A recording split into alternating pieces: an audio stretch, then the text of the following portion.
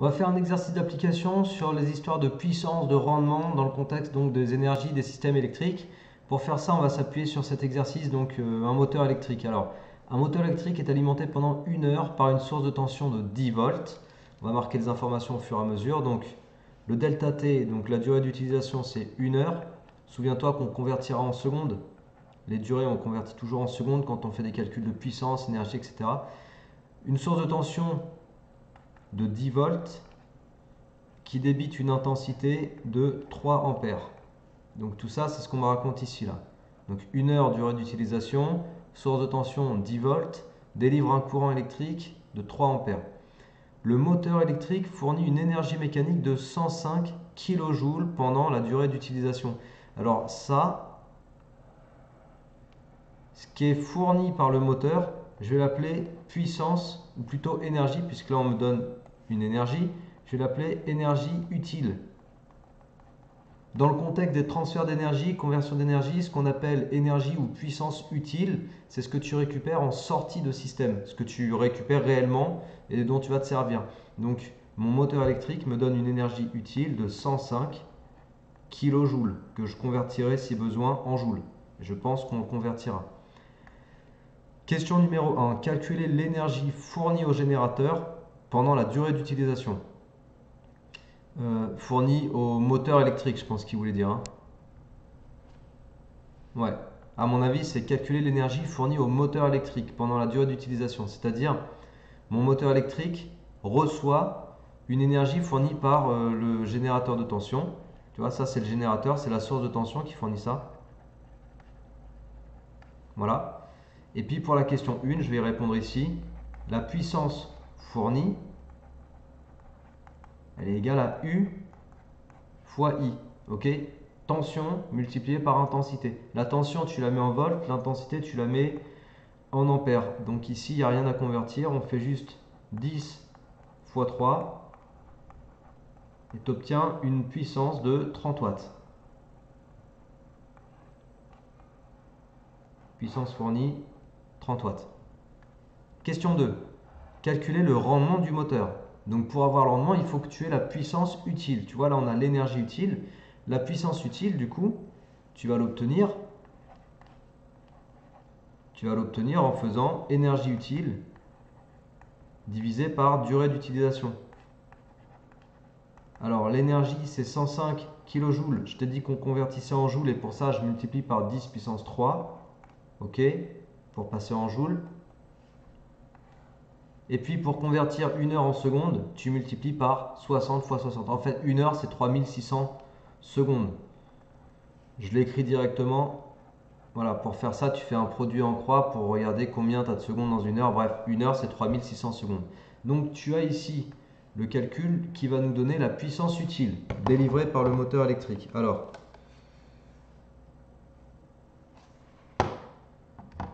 du coup, 105 fois 10 puissance 3 divisé par 3600. Combien ça fait? Ça fait environ 29. On va garder 3 chiffres ici. Ça fait 29,2. 29,2. Et ça, c'est des watts. Donc ça représente la puissance utile. Voilà. Et donc, pour avoir le rendement, tu divises la puissance utile par la puissance fournie. Ok, tu fais le rapport. Donc, rendement, c'est puissance utile, celle qui est fournie par le moteur, divisé par la puissance fournie au moteur, ce qui rentre dans le moteur, quoi. Et donc, ça te fait 29,2 sur 30. Ouais, ça va pas être mal du tout, ça.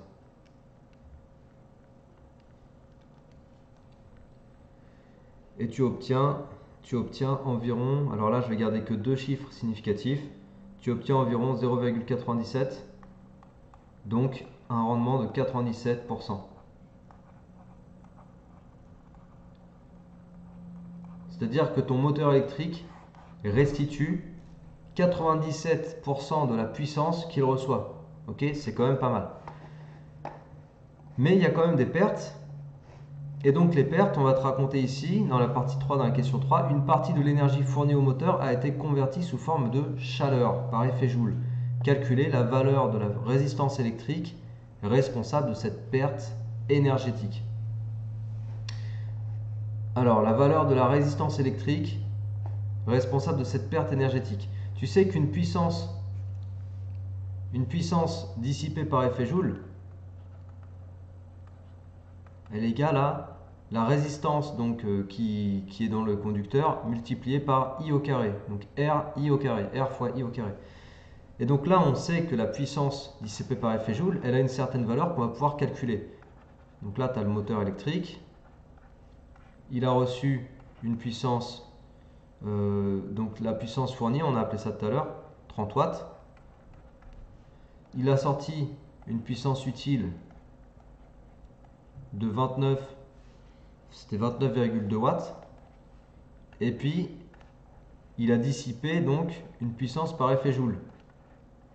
Donc cette puissance par effet Joule dissipée, c'est pas très compliqué d'aller calculer à quoi elle est égale, tu fais juste la différence quoi. Entre 30 et 29,2, tu as une perte de 0,8.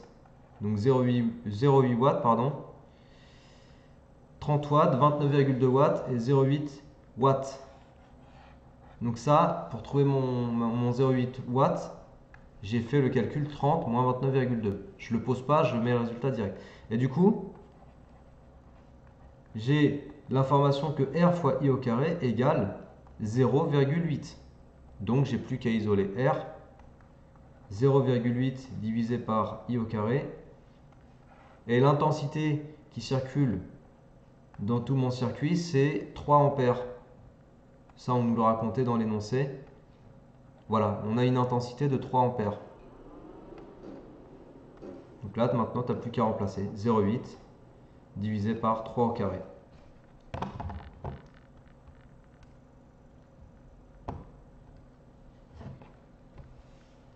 Donc là, d'ailleurs, j'aurais dû écrire 0,80.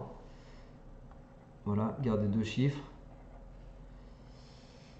Et pour le résultat, on va garder juste un seul chiffre. Et le résultat, c'est environ 9 fois 10 puissance moins 2.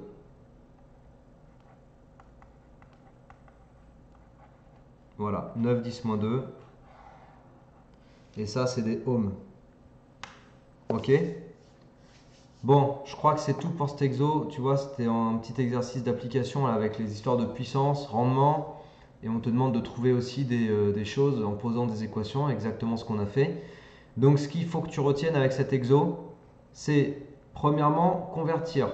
Quand les choses ne sont pas dans la bonne unité, il faut que tu convertisses. Ok? Ce qu'on a fait avec l'énergie, ce qu'on a fait avec la durée. Deuxièmement, savoir utiliser la relation pour calculer une puissance électrique fournie. Donc U fois I, puissance électrique, c'est U fois I. Et là, la puissance qui était fournie, c'était une puissance électrique. Troisièmement, il faut que tu saches calculer un rendement, donc une puissance, pardon, en faisant la formule, donc U fois I, c'est pour la puissance électrique, mais on a aussi utilisé la formule de puissance énergie divisée par durée. Tu vois, on a utilisé les deux formules que je t'ai mis dans ma vidéo synthèse. Donc ça aussi, calculer les puissances en fonction du contexte dans lequel on te demande de calculer, en fonction du contexte, calculer avec la bonne formule. C'est ce qu'on a fait dans cet exo.